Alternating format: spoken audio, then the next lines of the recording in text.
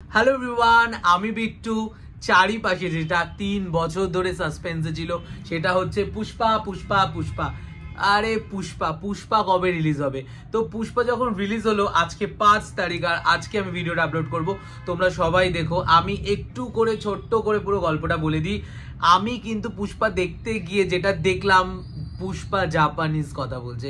আর আমি প্রথম তো মুভিটা মানে টিকিটটা কেটে ঢোকার পর আমি ভাবলাম আমার পুরো টাকাটাই বোধহয় মানে ধ্বংস হয়ে গেল। কারণ আমি এত জাপানিজ ওয়ার্ড মানে আমি মোবাইলে ভাবছিলাম ভয়েসটাকে রেকর্ড করে আমি ওটাকে দেখি যে এই জাপানিজ ওয়ার্ডগুলোর হিন্দি মিনিং কি। আরে ভাই, বাংলা থেকেই হিন্দি বুঝতে গিয়েই মানে মানে জীবন শেষ হয়ে যাচ্ছে, আর সেখানে জাপানিজ কি করে বুঝবো?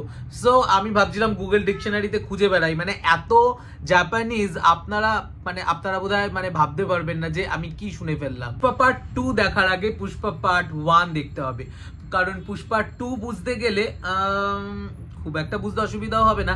পুষ্পা 1 যারা দেখোনি তারা একটু তোমার বন্ধুর কাছ থেকে একটু জিজ্ঞাসা করে নেবে, সে তোমাকে হয়তো একটু মোটা মোটা লাইন বোঝাবে, কিন্তু তুমি বুঝলেও কিছু হলে বুঝতে পারবে, মানে খুব একটা কমপ্লিকেটেড না।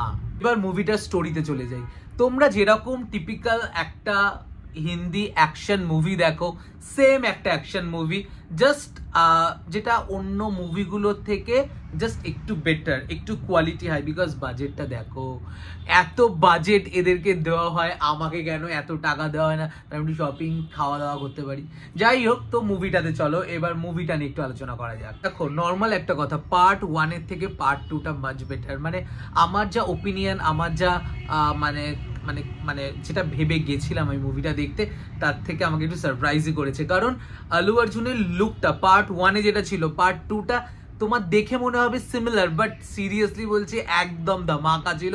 আমি খালি পোস্টারটা দেখে ভাবতাম যে এই পোস্টারে এই লুকটা কখন দেবে, এটা কি জাস্ট পোস্টারের জন্য ক্রিয়েট করা হয়েছে? একদম টোটালি না। এত সুন্দর করে লুকটাকে ক্রিয়েট করা হয়েছে এবং এত সুন্দর করে প্রেজেন্ট করা হয়েছে পুরো বিষয়টা, আমি জাস্ট সারপ্রাইজ। মানে তোমরা দেখলে তোমরাও সারপ্রাইজ হবে। এবার বলা যাক 3.5 ঘন্টার এই মুভিতে কি কি সাসপেন্স হয়েছে। 3.5 ঘন্টার এই মুভিতে যেরকম ভাবে চন্দন কাঠের সিন্ডিকেট চালাচ্ছিল পুষ্পারাজ, সেরকম ভাবেই চলছে, খালি তার ব্যবসাটা আর একটু বড় হয়েছে, কারণ এখন সে সিন্ডিকেটের মাথা। এবং পুষ্পারাজ এই মুহূর্তে দাঁড়িয়ে ইন্টারন্যাশনালি পুরো ব্যাপারটাকে খেলেছে। মানে বুঝতে পারছো কি হবে? ইন্টারন্যাশনালি খেলাতে এবার যেটা সমস্যা হয়েছে যে তার প্রেম, তার স্মাগলিং এর কাজকর্ম খুব সুন্দরভাবে যাচ্ছিল, কিন্তু একটা দিন যখন শিবালি তাকে বলে যে সে মুখ্যমন্ত্রীর সাথে দেখা করতে যাচ্ছে এবং তার হাজবেন্ড, কারণ আমরা জানি আমাদের মানে ইন্ডিয়ান মেয়েদের একটু স্বভাব আছে যে আমি আমার হাজবেন্ড এতটা যে বড় একটা কাজ করছে, এত বড় লোকের সাথে ওঠা বসা, তো আমি আমার হাজবেন্ডের এই বিষয়টা লোকের কাছে প্রেজেন্ট করব কিভাবে? সো সে পুষ্পারাজকে বলে যে তুমি আজকে মুখ্যমন্ত্রীর সাথে যখন দেখা করতে যাচ্ছ, তাহলে তুমি মুখ্যমন্ত্রীর সাথে একটা ছবি তুলে আসবে। এবং এইখান থেকেই গল্পটা শুরু হয়। এবং যখন সে মুখ্যমন্ত্রীর সাথে দেখা করতে গিয়ে এবং মুখ্যমন্ত্রী যখন বলে আমি তোমার সাথে ছবিটা তুলবো না, কারণ সে স্মাগলিং এর সাথে যুক্ত, সে সিন্ডিকেটের সাথে যুক্ত, কিন্তু সিন্ডিকেটের থেকে কিন্তু টাকা আসে ভাই, টাকাটা আসে, কিন্তু তার সাথে ছবি তুলতে তো একটু বাধে না, কারণ এটা মিডিয়াতে যাবে, প্রেসে যাবে, বলবে তার সাথে ছবি, এবং সেই কারণে মুখ্যমন্ত্রী ছবিটা তুলতে ইগনোর করে। এবং সে তার ওয়াইফের কাছে ছোট হয়ে যাবে বলে সে এসে বসে মাথা খাটায়, কারণ সে তো মানে অনেক কিছু, মানে এত বড় একটা চন্দন কাঠের ব্যবসা সামলাচ্ছে, সে কি আর ছোটখাটো খিলাড়ি? এবং সে 2 টাকার মানে কি বলবো 2 টাকার শেয়ার থেকে আজকে এত বড় শেয়ার, সে এখন নিজে মালিক এবং সিন্ডিকেটের মাথা, তো সে এখন খেলবে, এটা তো নর্মাল ব্যাপার। সো সে তখন যে মানে নেতা হওয়ার জন্য গেছিল, তাকেই বলে তোমাকে আমি বানিয়ে দেবো মুখ্যমন্ত্রী। সে তখন হেসেছিল, কিন্তু ফাইনালি তারপরে কি হলো।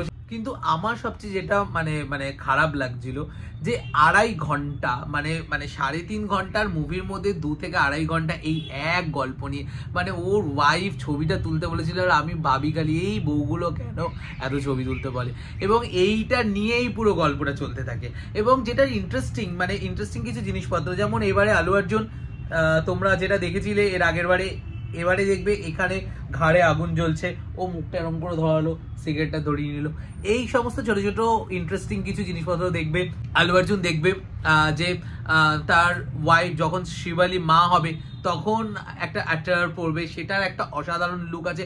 কিছু কিছু জিনিসপত্র আছে ভীষণ সুন্দর, মানে অসাধারণ, মানে মুভিটা দেখলে তোমরা বুঝতে পারবে। তারপরেই চলে আসি আর একটা পয়েন্টে, যেই পয়েন্টটা হচ্ছে এর আগের বারেও তোমরা দেখেছো, যেটা হচ্ছে অবৈধ সন্তান হওয়ার জন্য পুষ্পারাজকে, সেইটা নিয়ে অনেক কিছু চলতে থাকে, কিন্তু এন্ড মোমেন্টে সেইটা মিল হয়।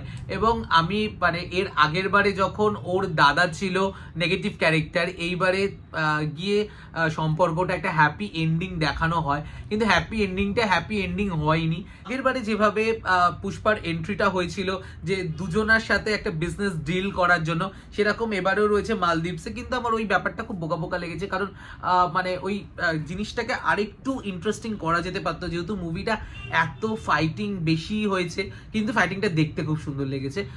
খুব মানে খুব ছোট ছোট ছোট ছোট জিনিসপত্র নিয়ে খুব ইন্টারেস্টিং কিছু জিনিসপত্র করা হয়েছে, সেগুলো সত্যিই ভালো লেগেছে।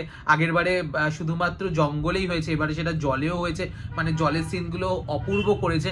কিন্তু আমার যে জিনিসটা সবচেয়ে লেগেছে সেটা হচ্ছে মালদ্বীপসে যখন গেল, মালদ্বীপসে যাবে, দেখবে যাওয়ার পরে একটা ও ওখানে যখন গাড়িটা নিয়েছিল, সেখানে এখানে ওকে অপমান করাতে ও পুরো হেলিকপ্টারটাই নিয়ে নিল। তো হেলিকপ্টারটা নিয়ে মানে আকাশে উড়ে যাচ্ছে, এবং এই কয়েকটা জিনিসপত্র খুব ছোট ছোট জিনিসপত্র খুব ইন্টারেস্টিং হয়েছে, কিন্তু মানে পুরো মুভিটা দেখে ওভারঅল খুবই ভালো। কিন্তু সবচেয়ে মজাদার যেটা বিষয় সেটা হচ্ছে পুষ্পার পার্ট 3 আসছে, এবার সেটার জন্য অপেক্ষা।